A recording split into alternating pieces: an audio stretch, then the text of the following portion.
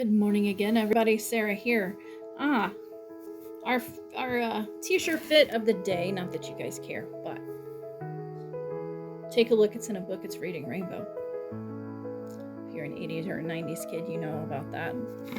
But our next video is about garden journaling. This will probably be kind of quick, but there are a couple ways you could do it. I just use Notepad. These are like less than $3 at your big box store. I'm gonna do my best not to promote any actual stores today. Buy it where you find it. If you can get it in a local store, great. Don't forget to shop local if you can. But yeah, like this one's for a couple of years. I just did like the smaller notebooks.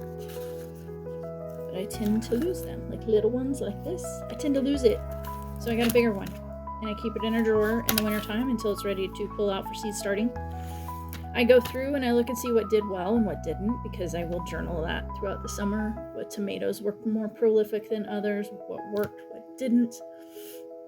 If I grew it in the garden bed versus a container, those things. If I did it in a hanging pot or a container or the garden bed.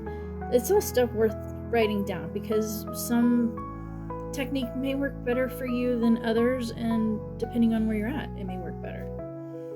You can also purchase something like this locally or online, and it's a little more in depth.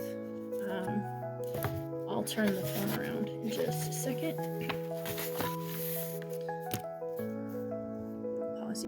But yeah, this one's a little more in depth. With frost dates, companion planting, what you can plant with other plants that would work well for you, square foot gardening, which is something I'm going to take advantage of this year because I don't have enough garden beds and lumber is expensive. And then it goes into what you've actually planted, monthly planting, to-do lists, and this is quite an in-depth, and it also has like spring, summer, and fall. Not a bad little journal. I haven't used it, but I do kind of just like to have it on hand and follow it as a guide. So yeah, that's my garden journal. I write down, how many of what I started, what worked, what didn't, what kind of medium I used, if I used a seed starting tray or if I bought it at the store even. I will write it down and what I planted it, how I planted it. But yeah, write down things, because like I said, some things are going to work better for you than others and some won't. And it's a good guide to follow for the following year. So that's my video on garden journaling. It's a pretty neat thing and it's handy.